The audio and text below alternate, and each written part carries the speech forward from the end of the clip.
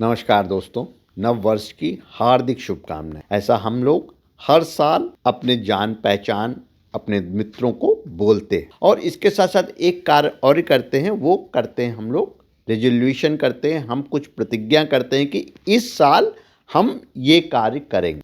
निश्चित तौर पर आपने भी ये गोल बनाया होगा।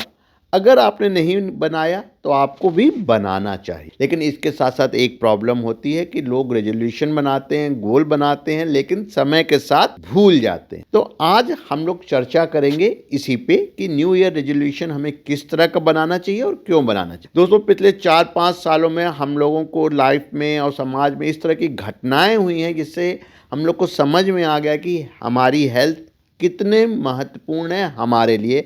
हेल्थ की इम्पोर्टेंस आज के समय में सबको पता चल गया। जब हेल्थ इज़ वेल्थ, तंदुरुस्ती हजार एक नियामत है, हम सब लोग जानते। तो दोस्तों, जब रेजोल्यूशन ले तो जो फर्स्ट प्रायोरिटी हमारे साथ होनी चाहिए वो हमारी हेल्थ को लेके होनी चाहिए, क्योंकि जब हम हेल्दी होंगे तभी हम अपनी रिस्पॉन्सिबिलिटी को पूरी कर सकते हैं as a parents, as a kid, अपनी फैमिली के लिए। तो इस चीज़ों को ध्यान में रखते हुए जो पहली चीज़ है, हम अपने हेल्थ का ध्यान रखेंगे। और जब हम अपनी हेल्थ का ध्यान करेंगे तो हम एक्सरसाइज या वॉक या वेट लॉस इस तरह का कोई ना कोई कार्य करेंगे। लेकिन यहाँ पे हम ध्यान रखेंगे, हम एक्सरसाइज सिर्फ 5 मिनट करेंगे, हम माइल्ड ब्रीदिंग एक्सरसाइज सिर्फ 2 मिनट करेंगे। ये ऐसी एक्सरसाइज होगी जिसके लिए ना हमें जिम जाने की ज़रूरत होगी, ना पार्क जाने की ज़रूरत होगी, हम सिर्फ घर में बैठकर करेंगे। तो ये इस तरह की जो रिजोल्यूशन है वो आराम से हम उसे फॉलो कर सकते हैं। दूसरा, अपने खाने में हम ऑयली फूड को बंद नहीं करेंगे, कम करेंगे, कभी कभी खाएंगे। खाने में नमक का इंटेक अलग से कभी नहीं करेंगे और थोड़ा सा कोशिश करेंगे कि हफ्ते में एक बार हम विदाउट सॉल्ट खाना खाएं। इसके अलावा जो रिफाइंड शुगर है उसका इंटेक हम मिनिमम करेंगे।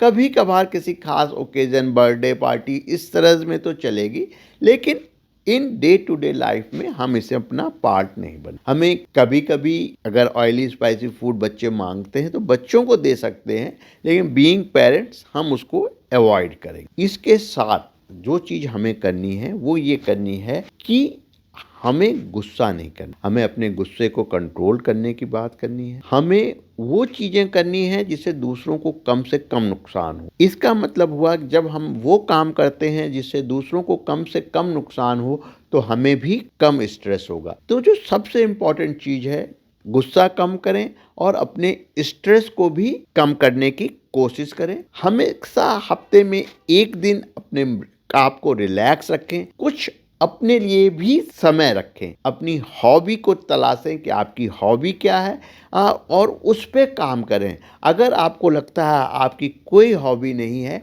तो कम से कम एक हॉबी डेवलप करें। मोबाइल, सोशल मीडिया, इससे एक डिफिनिट और एक निश्चित समय रखें और एक निश्चित समय के बाद इनसे दूरी बनाएं। एक चीज़, अभी सोशल मीडिया में बहुत सारे यूट्यूबर आवर में एक दूसरे पर ब्लेम लगा रहे हैं, ऐसा आप देख रहे होंगे।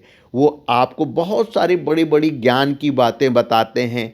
लोगों को बोलना आसान होता है, लेकिन उसको फॉलो करना कितना डिफ़िकल्ट होता है वो आप इन यूट्यूबर्स की आपसी लड़ाई को देख के आप समझ सकते हैं। तो यहाँ मेरा जो कहने का मतलब है कि गुरु भी बनाए तो सोच समझ के, किसी के भी वीडियोस को देखें तो सोच समझ के देखें। ऐसा ना हो कि आप किसी को फॉलो कर रहे हैं, उसकी बातों पर तो आप चल रहे हैं, लेकिन वो व्यक्ति खुद में इतना करप्ट है कि आपको गलत डायरेक्शन में भेज रहा है। इसी तरह से बहुत सारे हेल्थ के रिलेटेड लेके बहुत सारे वीडियोस और टॉपिक्स चलते हैं जिसको प्रैक्टिकल लाइफ में फॉलो कर पाना बहुत डिफिकल्ट है। लेकिन लोग अपने व्यूज के लिए इस तरह के वीडियोस बनाते हैं जिसमें टेक्निकली व्यक्ति को कोई फायदा नहीं होता। तो आपको ये भी देखना है, जो अच्छे अट्रैक्टिव टैग वर्ड्स के साथ, थंबनेल्स के साथ जो वीडियोस आ रहे हैं, जो हेल्थ टॉपिक्स आप पढ़ रहे हैं, वो कितना सही और कितना गलत है। क्योंकि जब आप इस तरह के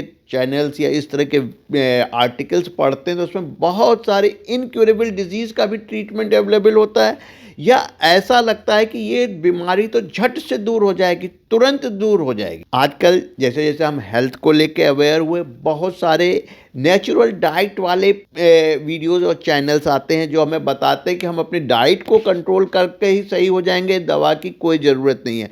दोस्तों, यहाँ पे बहुत सावधान रहने की ज़रूरत है। पहले आप अपने हेल्थ को सही कीजिए, साथ साथ डाइट को कंट्रोल कीजिए, और एक बार जब आपको कॉन्फिडेंस आ जाए कि नहीं, हम अब इस डाइट पे चल सकते हैं, तब भी अपनी दवाइयों को बंद करें। और दवा बंद करने से पहले अपना कंप्लीट हेल्थ चेकअप कराएं, जिसमें कि अगर आपको एंजियोप्लास्टी की सजेशन दिया गया है तो, और आप दवा नहीं, आपने एंजियोप्लास्टी नहीं कराई है और आप अपने आप को डाइट पे रख रहे हैं, तो कम से कम एक निश्चित समय के बाद फिर से एंजियोग्राफी कराएं।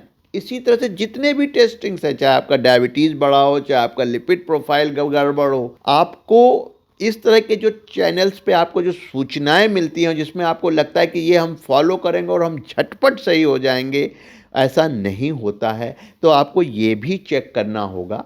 आशा करता हूँ कि आपको ये मेरा वीडियो पसंद आया होगा। तो सबसे इम्पॉर्टेंट जो चीज़ है वो है हेल्थ इज़ वेल्थ, और अच्छे हेल्थ के लिए हमें एक्सरसाइज करना है, हमें स्ट्रेस कम करना है, अपने लिए समय निकालना है, स्क्रीन टाइम कम करना है। इतना करने के बाद हमें अपने आप को अपने जीवन का एक मकसद मिल जाएगा, और जिसके लिए हमें अपने परिवार के साथ समय भी गुजारना होगा। धन्यवाद दोस्तों। एक बार फिर नव वर्ष की हार्दिक शुभकामनाएं। आप हमारे चैनल को लाइक करें, शेयर करें, सब्सक्राइब करें। धन्यवाद दोस्तों।